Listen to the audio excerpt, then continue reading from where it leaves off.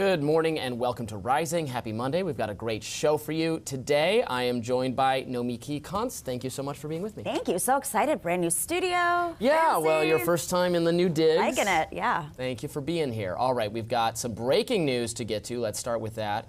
So this is interesting. In a Florida courtroom this morning, the government has submitted a handwritten note allegedly written by Ryan Ruth, the man accused of trying to assassinate Donald Trump at his golf club in Florida last weekend.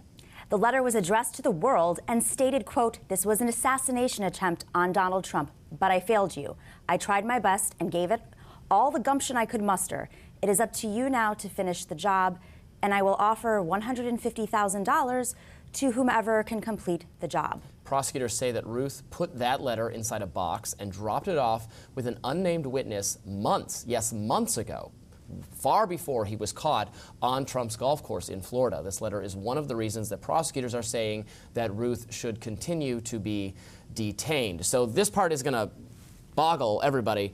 So this letter was not written subsequent to the assassination attempt because the tone of the letter is, "I have failed to assassinate Trump," but this was given to someone else some months ago, according to reporting from the Washington Post and others. And so this person just came forward and gave the letter. Now, it was in a box, so it's unclear whether this witness knew they had what was a credible threat of, I mean, the letter suggests he had already tried this and failed. So maybe there was some other thwarted assassination attempt we don't know about.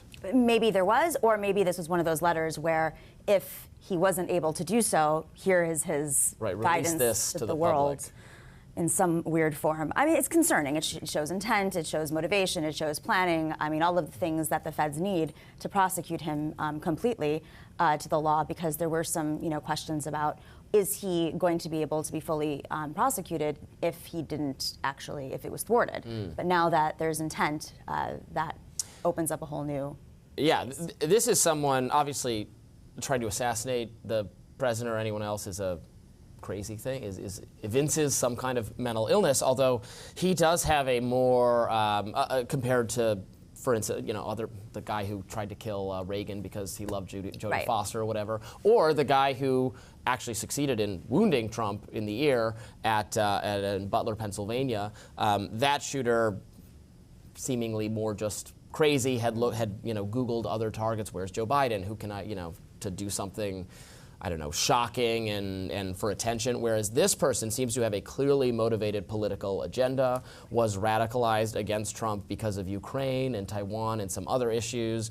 I think there are a lot of questions about, he was in Ukraine at one point trying to recruit a mercenary army. U.S.-trained Afghani troops. I wonder what kind of contacts he had, if any, with the State Department or people of that nature. I mean, I'm sure some of this will be released, maybe not all of it, or this just maybe it won't be.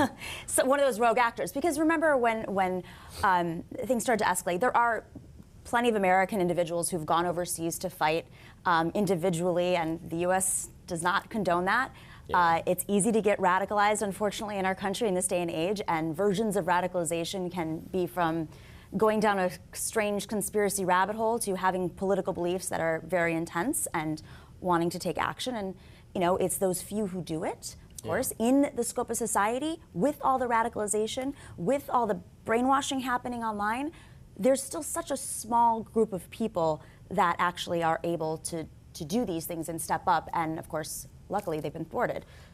I just think of time and time again where it turns out the person was known to the authorities, or the authorities have had contact with them. This is true of, school shooters. School shooters, civil liberties organizations like the ACLU often make call attention to the fact that, accused Muslim terrorists were, in chat rooms with the FBI or whatever for long durations of time, where the FBI, entraps them and convinces them to say they're going to buy weapons, and then they come in and arrest them. This is what happened with the kidnapping of Gretchen Whitmer, the governor of Michigan. Exactly. The whole plot was known to the FBI the entire time, and the FBI paid the informant to continue going along with it so that they would have enough evidence to eventually arrest them. Exactly. So, this is, how have the resources to get to Ukraine and where else, and I don't know. I bet it would not at all surprise me if law enforcement would be incredibly embarrassed to find out they had some level of contact or knowledge of this person. I mean, he was interviewed by the New York Times. Right. He was mentioned in Semaphore. This isn't just some random guy. Right, and you bring up a very good point, because sometimes they work in coalition with people because they want to uncover a greater story. Right. Maybe it's a bigger network, and there's an informant within the network that they're monitoring, and then they're human, they act out. So I think very smart point, and maybe we will not actually ever know if it is a national security situation. Yeah, I mean, this is, 2 assassination attempts now in 2 months. Obviously, unrelated, though. Yeah, totally unrelated, but I mean, related to the fact that Donald Trump is, I don't know, someone that some people want to assassinate, who has a level of Secret Service protection that does not seem adequate to his Well, they've increased it since, because of this escalation. Thank goodness, finally. I would have thought the time to do that was after the first one, where they actually hit him in the ear. They killed someone behind him and then we're listening to the sheriff after the golf course shooting say, well, yeah, he has security, but not as much as Biden because he's not the president. I'm like, well, maybe he should have as much security as I don't know. I'm no one, but it seems like if they successfully shot at him, maybe you up his security. Well, they have upped it. Now Congress has upped it. Now they've upped it. But this also is important because political violence is on the rise around the world.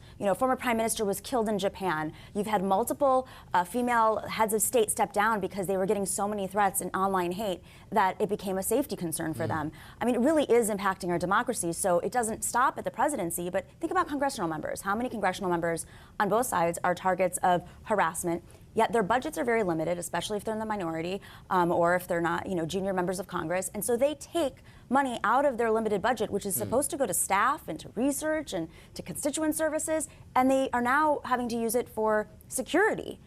We have to increase the security at all levels. And one more note to that FBI report, the report about the Secret Service, is they are outsourcing essentially in coordination with local authorities. And, that may not be the perfect solution. If you're relying on local authorities around the country to help you protect the president or a presidential candidate, there might be some, weaknesses in that system. Well, my immediate question after the knowledge of this letter comes to light is, what did this witness know? Did he have any reason to check if this? Obviously, Ryan Ruth trusted him enough to give him this box, so probably they knew each other, and maybe this guy knows his friend's a little crazy, and maybe you should have opened this box and read this letter sooner. Did you know what? I mean, you should have immediately called the police. You got a box. I'm just trying to imagine. Hi, I'm your friend. Can you hold this box for me? Yeah. Hi, I'm unhinged. Here's a box. Don't open it. Right. It doesn't make any sense. I would open it. Usually the friends I would open it and make sure there isn't a comment. human head in there. Well, exactly. But usually the friends come out and say something like, he was always a little off, or he did something like this.